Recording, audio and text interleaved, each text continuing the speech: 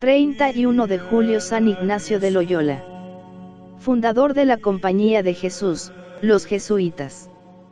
Cuando la corrupción del Renacimiento invade hasta la misma cátedra de Pedro, cuando el fermento de la Reforma hierve en las universidades alemanas, Dios ha puesto ya en la tierra al hombre destinado para oponer un dique a esa doble inundación. Es un gentil hombre español, nacido en el seno de una noble familia guipuzcoana. Alejada del tráfago del mundo, engastada en una soberbia iglesia barroca, se levanta todavía la casa solariega de su linaje, que con sus muros chatos y macizos, sus estrechas saeteras, sus bellas torrecillas, conserva el aspecto de fortaleza medieval. Pero Íñigo, el hijo decimotercio y último de Beltrán Yáñez de Oñás y Loyola, no piensa todavía en azares de conquistas evangélicas.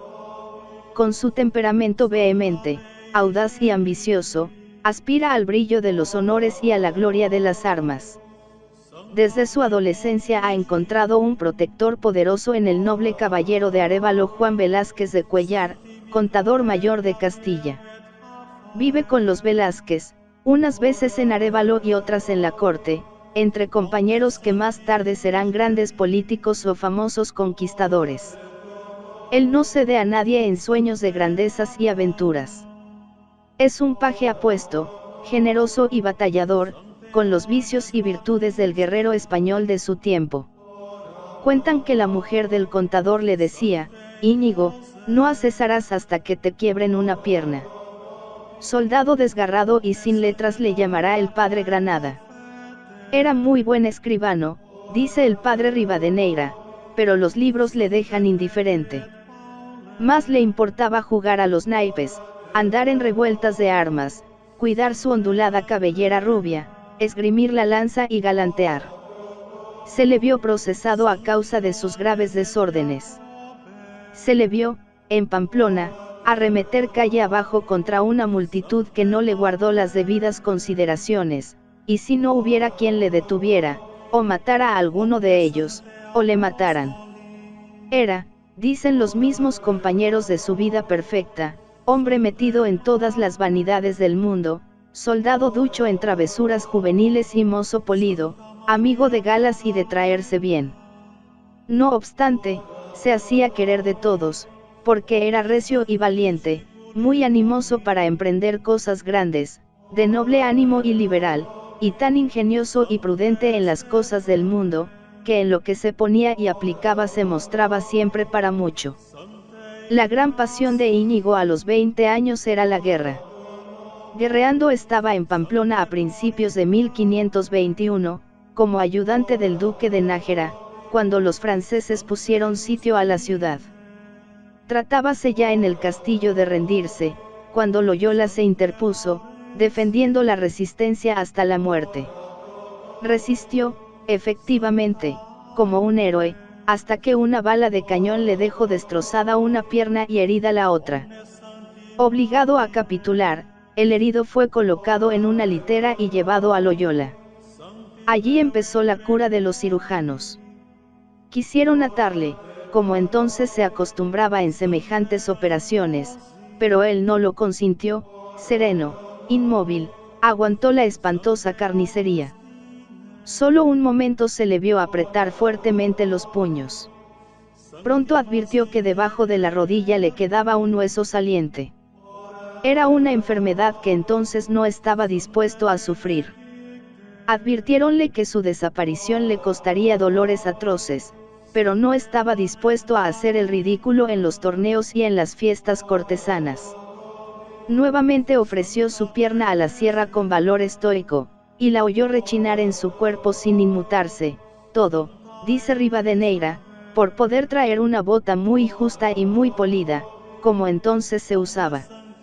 Para entretener los ous y ous de la convalecencia, pidió el enfermo que le trajesen libros de caballerías, el amadizo algún otro de los que en aquel tiempo hacían las delicias de la juventud, pero en casa del señor de Loyola no se encontraban estas obras profanas, y, por darle algo, le ofrecieron un Flas Santorum y la traducción castellana de la vida de Cristo, por el cartujano. Las leyendas hagiográficas empezaron a despertar en su alma un sentimiento de noble emulación. Inclinado a las más quiméricas empresas, veía abrirse ante sus ojos un mundo de heroísmos más vasto que el que por aquellos mismos días revelaban a Europa los exploradores españoles. ¿Por qué no había de hacer él lo que hicieron los santos? ¿Por qué no había de vestir un saco, vivir de hierbas y sufrir los tormentos de los mártires? En el entusiasmo de su lectura, se le oía exclamar: Santo Domingo hizo esto, pues yo lo tengo que hacer; San Francisco hizo esto, pues yo lo tengo que hacer. Pero apenas cerraba el libro, caía sobre él el túmulo de los pensamientos mundanos, y se pasaba largas vigilias soñando en hazañas, fantasías y vanidades. Estaba enamorado. La señora de sus pensamientos era mujer de alta alcurnia, cuyo nombre nunca quiso descubrir, aunque hay quien dice que era la viuda de don Fernando el Católico, Germana de Foix. Tan poseído tenía el corazón, que se estaba embebido en pensar en ella 2, 3 y 4 horas sin sentirlo, imaginando lo que habría de hacer en su servicio, los medios que tomaría para poder ir a la tierra donde ella estaba, los motes, las palabras que le diría, los hechos de armas que haría por ella, y estaba con esto tan envanecido, que no miraba cuán imposible era poderlo alcanzar, porque la señora no era de vulgar nobleza, ni condesa, ni duquesa, mas era su estado más alto que ninguno de estos. Solicitado por ideas tan diversas, empezó a examinarlas y compararlas entre sí, notando que las del mundo, aunque le deleitaban, dejaban su corazón triste y vacío, mientras que las de Dios le llenaban de consuelo y alegría. Poco a poco la gracia iba trabajando su espíritu, hasta que vino al fin la resolución irrevocable, una resolución como sabía tomarlas aquella indomable voluntad. Una noche, levantándose del lecho, postróse de rodillas ante una imagen de la Virgen, y prometió renunciar a sus antiguas vanidades. El caballero mundano quedaba convertido en soldado de Dios. Fue una conversión radical, integral, definitiva. Nunca el gentil hombre había tenido la menor duda sobre su fe católica, sentía particular devoción hacia el príncipe de los apóstoles, y hasta le cantó en trabajosos versos al mismo tiempo que a las damas, pero desde este momento su vida entera quedó consagrada al servicio de Dios. Su primer pensamiento es ir en peregrinación a Jerusalén, luego se le ocurre la idea de entrar en la Cartuja de Miraflores, y las horas que antes gastaba pensando en su dama, se le pasan ahora orando, contemplando la noche estrellada y repitiendo aquella su exclamación favorita: cuán baja me parece la tierra cuando miro al cielo. Sigue leyendo las vidas de Cristo y de los santos, y para no olvidar los buenos pensamientos que se le ocurren, anota en un libro, primorosamente encuadernado, los hechos, las ideas, los afectos piadosos que agitan su corazón y su mente durante la lectura. Después de muchos meses de forzado encierro, empieza su mística aventura.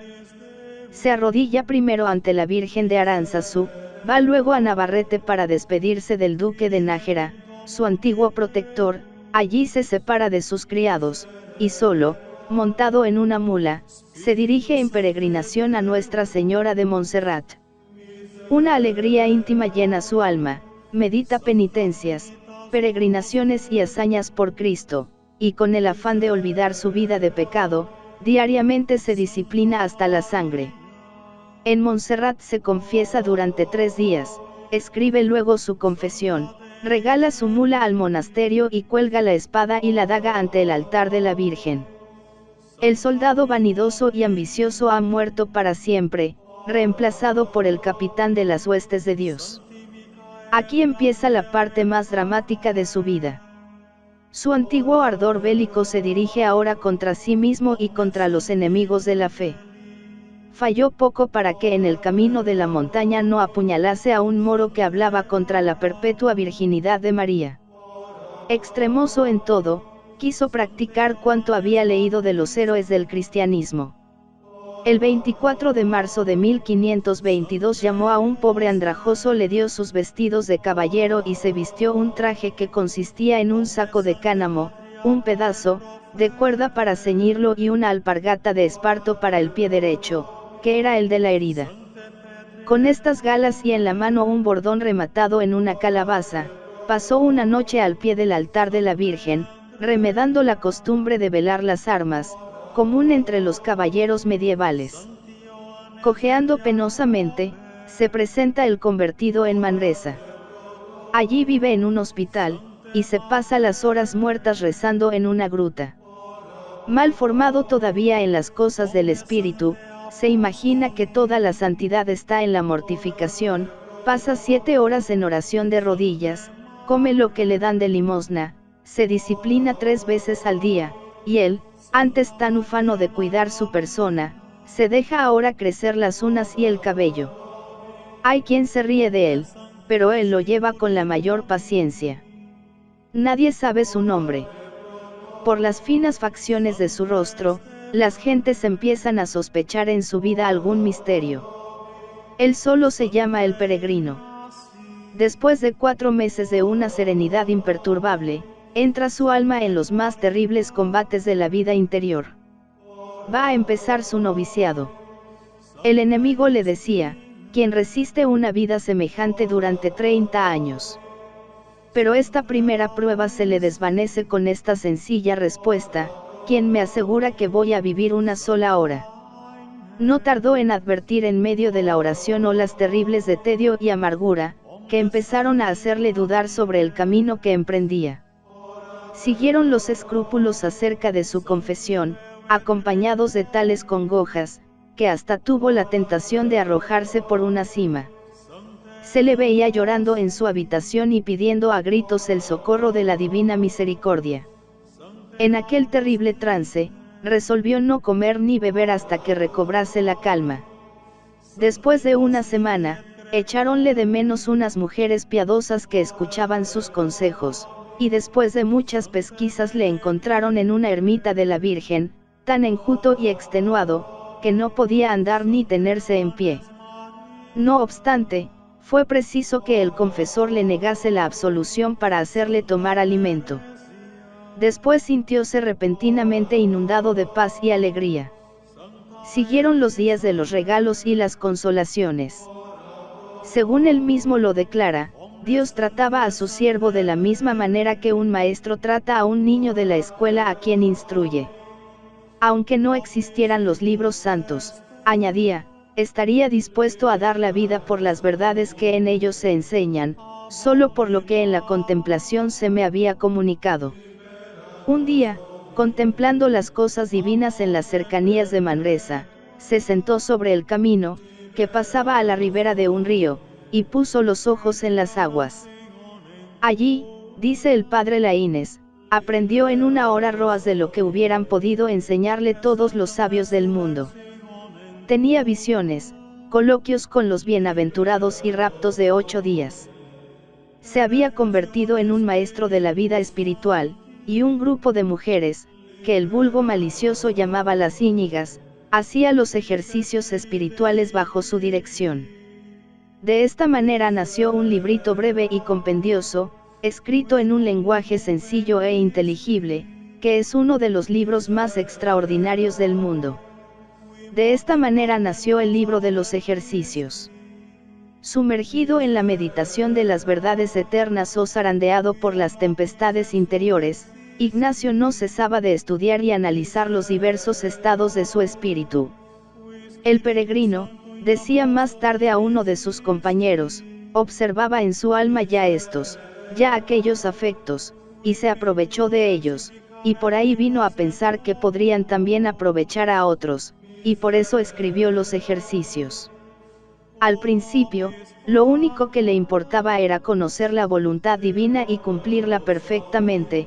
Después coordinó sus experiencias, y al salir de la gruta completamente transformado, se encontró, con gran estupefacción, en posesión de un método espiritual que podría obrar en los otros una transformación análoga a la suya. La sustancia de esa obra, que resume el trabajo íntimo realizado en su alma, data de estos días de Manresa. Más tarde los experimentos que hizo en los otros le permitieron perfeccionar su sistema, el cual siguió enriqueciéndose con nuevas aportaciones durante la época de sus estudios teológicos y en el periodo italiano de su vida. Tal es la historia de este libro famoso. La experiencia de los siglos ha confirmado su eficacia maravillosa para renovar, transformar y educar las almas. Las causas de esta influencia, abstracción hecha del poder de la gracia, hay que buscarlas en la combinación y ordenación lógica de los diversos ejercicios, en el método, en la sabia disposición de las materias, fruto de un estudio profundo del alma humana.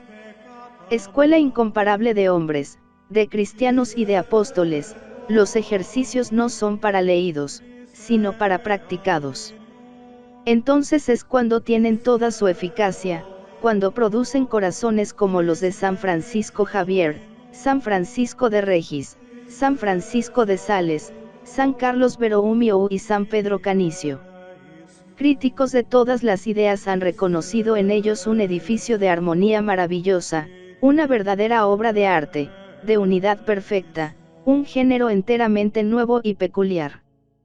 Todo en ellos puede resumirse a aquella invitación de Cristo: toma tu cruz y sígueme. Su esencia es el renunciamiento. Sin embargo, lejos de abatir las fuerzas naturales, las intensifican, purificándolas de lo que pueden tener de inferior y bestial, dirigiéndolas hacia un ideal más alto, y aumentándolas con la ayuda de las fuerzas sobrenaturales. Si dan la paz al alma, no es por el aniquilamiento de la voluntad personal, pues su efecto es siempre un aumento, un robustecimiento de la personalidad, orientada, polarizada en dirección a lo divino. Son la obra maestra de una sabia pedagogía. Se ha reprochado la excesiva importancia que se da en ellos al razonamiento, se ha dicho que la meticulosidad de las reglas es contraria a la operación del espíritu. Pero es que San Ignacio mira en el razonamiento la base sólida de toda convicción. Para él no puede existir renovación sin convicción profunda. Por lo demás, su método, con todas las apariencias de regularidad mecánica, es siempre respetuoso con los libres movimientos de la verdadera piedad. Hay que tener también presente que él solo establece las leyes de la oración ordinaria. Aunque conocía las alturas de la contemplación, no se ocupa de lanzar el alma hacia ellas. Diríase que para él la perfección de la vida espiritual no consiste propiamente en la unión con Dios por medio de la oración. Solía decir que, de 100 personas de oración, las 90 vivían engañadas. Consideraba que se daba más gloria a Dios con la imitación perfecta de Cristo en la vida apostólica, y a esta imitación dirige los ejercicios, haciéndola consistir en la renuncia al bienestar del cuerpo y en la mortificación total del amor propio y del amor del mundo. El período místico de Manresa es solamente un episodio en la vida militante de San Ignacio. Hombre de acción, se lanza en busca de su destino. No ha llegado a verle todavía con claridad. Durante algún tiempo se cree llamado a predicar la fe entre los infieles. Visita los santos lugares y decide permanecer en Oriente enseñando a los mahometanos, pero el provincial de San Francisco en Jerusalén le obliga a venir a Europa, temiendo que su celo provocase algún conflicto. A principios de 1524 reaparece en Barcelona estudiando latín con los niños de la escuela. Había comprendido la necesidad que tenía de instrucción religiosa y humanística, y se entregó ardorosamente a conseguirla, a pesar de que el demonio le acometía con toda suerte de pensamientos devotos y dalsures interiores en cuanto tomaba la gramática. Como el maestro le trataba con demasiada consideración, un día llegóse a él, rogándole, muy ahincadamente, que le tratase como al menor muchacho de sus discípulos, y que le castigase y azotase como a tal, cada y cuando que le viere flojo y descuidado. Con el mismo entusiasmo empieza en Alcalá el estudio de la filosofía y de la teología. Pero a la vez que estudiante, era un fogoso proselitista. En torno suyo se agrupaba un puñado de gentes piadosas, que escuchaban sus consejos e imitaban su vida. Algunos de sus compañeros y devotos caminaban descalzos como él y vestían el mismo sayal pardo y grosero, que les valió el apodo de ensayalados. En los círculos eclesiásticos y universitarios se discutía al extraño penitente, que producía súbitas mudanzas en la vida de los que le trataban. Unos le veneraban como a un santo, y otros empezaban a sospechar si sería uno de aquellos alumbrados fanáticos que, envueltos en supuestas revelaciones divinas, sembraban los más absurdos errores. No tardó en estallar la persecución. Ignacio tuvo que teñir su sayo, disolver su grupo, calzar sus pies y resignarse a vestir como los demás. A todo obedeció puntualmente, pero habiéndose reproducido las sospechas, se le formó un proceso en regla, se le encerró en la cárcel, y en ella permaneció cerca de 2 meses. Él rehusaba defenderse, pero hablaba a los inquisidores con la libertad propia de su carácter. ¿Qué mal habéis hallado en mí, después de tanto inquirir?, preguntaba al vicario de Alcalá.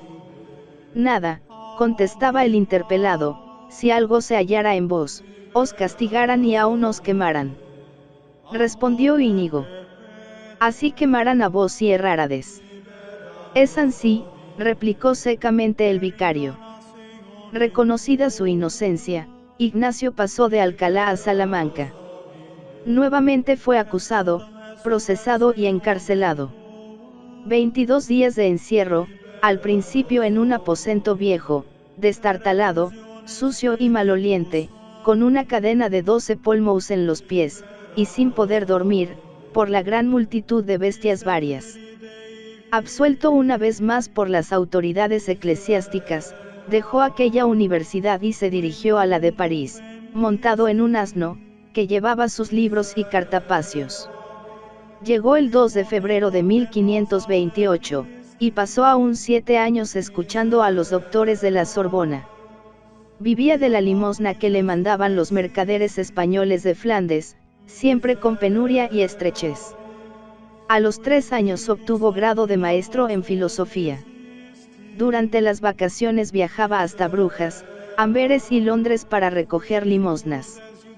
Al mismo tiempo, seguía preparando su método espiritual con tal éxito, que hubo días en que las clases se quedaban desiertas porque los discípulos andaban ocupados en ejercicios piadosos. Empezóse a considerarle como a un embaucador, se le procesó una vez más como hereje oculto, y aún se le amenazó con los azotes infamantes que se daban en los colegios universitarios a los estudiantes inquietos y de costumbres perniciosas. Él mismo se dirigió al lugar del suplicio, y como advirtiese que perdía el color y temblaba, empezó a decir a su cuerpo: ¿cómo? Y contra el aguijón tiráis cax. Pues yo os digo, don asno, que esta vez habéis de salir letrado, yo os haré que sepáis bailar. La intervención de algunos de sus discípulos le libró de aquella vergüenza, y todo aquello solo sirvió para aumentar su prestigio entre los estudiantes. La mirada de aquel colegial viejo, cojo y desarrapado seducía de una manera irresistible. En Barcelona, en Alcalá y en Salamanca había encontrado discípulos que arrostraban el enojo de sus familias por seguirle e imitarle. Otro tanto sucedía ahora en París. El primero que se le juntó fue su compañero de celda en el colegio de Santa Bárbara, un piadoso saboyano que se llamaba Pedro Fabro. Poco después ganó el alma generosa y ardiente del joven profesor navarro Francisco de Javier. Siguieron el soriano Diego Laínez y el toledano Alonso Salmerón, y tras ellos cayeron en la red el portugués Simón Rodríguez de Acevedo y el joven Nicolás Alfonso de Bobadilla, palentino de buena índole, pero de carácter desigual y levantisco. El 15 de agosto de 1534, seguido de estos 6 compañeros, subía la colina de Montmartre, penetraba en una silenciosa capilla dedicada a San Dionisio, que pertenecía a las monjas benedictinas, y se preparaba a oír la misa fervorosamente. Celebraba el único que entre ellos era ya sacerdote, Pedro Fabro. Al llegar a la comunión, Fabro se volvió a sus compañeros con la sagrada hostia en la mano. Arrodillados los 6 en torno del altar, fueron pronunciando uno en pos de otro los votos de castidad y pobreza, y después recibieron la comunión. Terminada la misa, bajaron al pie del monte, se sentaron alrededor de una fuente y celebraron un frugal y fraternal banquete. No hubo en él más que pan y agua, pero la alegría era tan grande y tal el fervor que inspiraba a los comensales, que las horas se les pasaron sin sentir alabando a Dios, manifestando los afectos que inflamaban sus corazones y planeando las hazañas que estaban dispuestos a realizar. Solo al ver que se ocultaba el sol, cayeron en la cuenta de que se acababa el día. Al año siguiente, Ignacio se dirigía por última vez a su tierra para restablecer su quebrantada salud, pero al empezar el invierno de 1536 se juntaba con sus compañeros de Venecia. Aún no saben con precisión qué es lo que Dios quiere de ellos. Por de pronto, deciden ir en peregrinación a Tierra Santa. Pero una serie de obstáculos insuperables se lo impide. Se dispersan luego por el norte de Italia, llevando un rosario al cuello y a la espalda un zurrón de cuero, donde llevan la Biblia, el breviario y los cuadernos de sus lecciones. Desde este momento, los iñiguistas de la Sorbona dan a su sociedad el nombre de Compañía de Jesús, y su jefe empieza a traducir su nombre hispánico por el latino Ignacio. Alentado por una visión famosa, toma el camino de Roma con dos de sus compañeros, dispuesto a dar el paso decisivo. Aún sigue en la incertidumbre más completa, pero su alegría solo puede compararse con la que sentirá Francisco Javier al entrar en la capital del Japón. No sé lo que me espera en Roma, decía, ni si quiere Dios que muramos en cruz o descoyuntados, solo sé que Jesucristo no será propicio.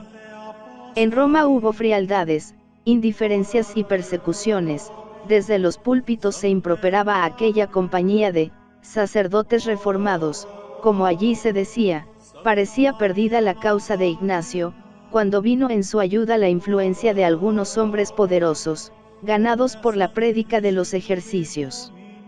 Príncipes, cardenales y embajadores empezaban a sentirse transformados por la magia de aquel libro prodigioso. El mismo Paulo III se sintió impresionado por la grandeza moral del reformador, y en sus conversaciones con el pontífice empezó Ignacio a esbozar el plan de una orden nueva, que no tuviera por objeto, como la mayoría de las antiguas congregaciones monásticas, un fin particular de penitencia o predicación, de oración litúrgica o de beneficencia corporal, sino que abarcase la actividad apostólica en todas sus formas, la enseñanza literaria y teológica en todos sus grados, las obras de caridad en todos sus aspectos, las misiones entre fieles e infieles, considerando el mundo entero como campo de su acción. Tal era el grandioso ideal en que había cuajado definitivamente la ambición desaforada del hidalgo español. El 27 de septiembre de 1540 aparecía la bula por la cual Paulo III aprobaba la nueva fundación, y esta fecha señala el comienzo de la Compañía de Jesús. Una serie de acontecimientos, independientes en gran parte de la voluntad de Ignacio, le habían llevado a crear una vasta y poderosa organización de enseñanza, de predicación y de dirección espiritual, que será la barrera más fuerte de la verdad frente al protestantismo, y colaborará de una manera decisiva en la obra del Concilio de Trento. Los 3 últimos lustros de su vida pásalos Ignacio en el Jesús de Roma, empleado en perfilar, acrecentar y completar la grande obra de su vida. Escribe las constituciones, forma los nuevos reclutas en el colegio romano, envía sus teólogos al Concilio de Trento, esparce sus discípulos por todas las partes del mundo, escribe cartas, legisla, ordena, vigila. Quiere que el alma de su milicia espiritual sea la obediencia, una obediencia consciente, voluntaria y alegre, una obediencia ciega, no para lo que se manda, sino para las ilusiones y falacias de la pusilanimidad y de la sensualidad. El religioso debe ser como un cadáver, o como el bastón en la mano del anciano. Escribiendo a San Francisco Javier, le ordenaba volver a las Indias en estos términos: os lo ordeno en nombre de Jesucristo. Y a fin de que vos podáis exponer los motivos de vuestra partida a aquellos que quieren reteneros, os diré las razones que me han decidido. Su mandato era a la vez firme y suave, razonado y autoritario. Medía el límite de su autoridad, como antes había medido el límite de su obligación a obedecer. Durante el proceso de Salamanca, preguntado por los jueces cómo se atrevía a enseñar, falto de estudios teológicos, contestó: o es verdad o no es verdad lo que enseño. Si no es verdad, condénenme; si es verdad, déjenlo estar. Y cuando le leyeron la sentencia, por la cual le declaraban inocente y ortodoxo, mandándole al mismo tiempo que no se metiese en honduras y distinciones sutiles, declaró que obedecería en aquello que estaba dentro de la jurisdicción de los jueces, pero que no era justo, puesto que no se encontraba delito en su conducta ni error en su doctrina, impedirle servir a las almas, privándole del derecho de hablar de las cosas de Dios con libertad. Así era de razonable y humano este hombre a quien se ha pintado como un déspota. Era natural que el odio se cebase en un hombre que se presentaba como el aguafiestas del Renacimiento, como el censor de la moral fácil de los falsos reformadores, como el campeón de la disciplina cuando el mundo se indisciplinaba. La pasión ha hecho de aquel gran hombre un enigma o una paradoja. Ya los pintores empiezan por desconcertarnos. El Ignacio de Valdés Leal parece un San Juan de la Cruz, místico y poeta, puesto en éxtasis ante la belleza del crucificado. El de Sánchez Coello conserva todavía algo de esa mirada suave y lejana, que puede ser contemplativa, pero su boca se pliega duramente insinuando una sonrisa enigmática.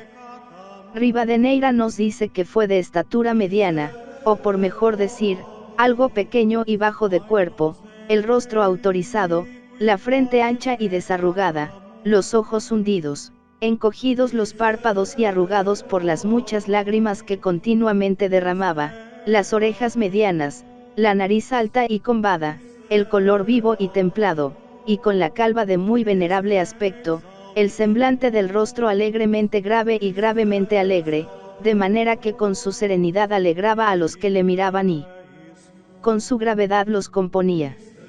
Ahí trazar el retrato de su alma, se le ha representado como un luchador y como un contemplativo, como un fino político y como un hombre que encausa exclusivamente su vida hacia el orden social, como un corazón vehemente y como un temperamento frío y calculador, como una inteligencia de ideas amplias y vigorosas y como un espíritu estrecho, cominero y ordenancista. Es algo monstruoso y desconcertante, rebelde y sumiso, afable y despótico, mendigo y espléndido, cobarde y audaz, amante de los pobres y adulador de los poderosos, maquiavélico y oportunista despreocupado, tipo perfecto de la prudencia humana, y modelo de valor cristiano y de prudencia sobrenatural. Todo esto es, en definitiva, una prueba de la riqueza de aquella alma extraordinaria. La misma calumnia es un homenaje a su grandeza. No era, ciertamente, un sentimental, sino más bien un cerebral. El castellano de sus ejercicios peca de seco y premioso, y sus mismos discípulos nos dicen que en su conducta, en su actitud, en su palabra, todo era cautela y circunspección. Es gráfica la manera con que fue desmontando los títulos al Peolave, según le veía progresar en la virtud. Al principio le hablaba con todo respeto, y decía: señor doctor Olave, vuestra merced haga esto. Poco después ordenaba con más brevedad: doctor Olave, haga esto vuestra merced. Otro día le quitaba el doctor, otro, el vuestra merced, y al fin le decía a secas: Olave, hacer esto. Sin embargo, no era un hombre sin corazón el que al pie de una carta escribía aquella frase que estremecía de gozo a Javier y sacaba de sus ojos fuentes de lágrimas: todo vuestro, sin poderme jamás en tiempo alguno olvidar de vos, Ignacio. Ni era un déspota el que, cuando el inquieto Bobadilla declaraba que no leía sus cartas, porque con lo superfluo de la principal se pudieran hacer otras dos, contestaba humildemente: a mí, por gracia de Dios nuestro Señor, me sobró el tiempo y la gana para leer y releer todas las vuestras. Toda la vida de Ignacio está en el lema que señaló a la compañía: Ade Maiorem Dei Gloriam. Este pensamiento sublime da unidad a todas sus acciones. Podrá sentir vacilaciones en ciertos momentos de su vida, pero hay una cosa que la ordena y armoniza toda entera, desde que deja el servicio del emperador, que recoge y encausa la corriente de sus energías naturales, su ingenio, su fantasía, su memoria y aquella prudencia y aquella tenacidad y aquel temple de hierro y aquel ojo infalible para tomar la medida exacta de las personas y las cosas, que hacen de él, sin dejar de ser un enamorado de Cristo, el tipo perfecto del hombre de acción. Esa fuerza superior, alma de su alma, es el deseo de la gloria de Dios, que le llena y le consume.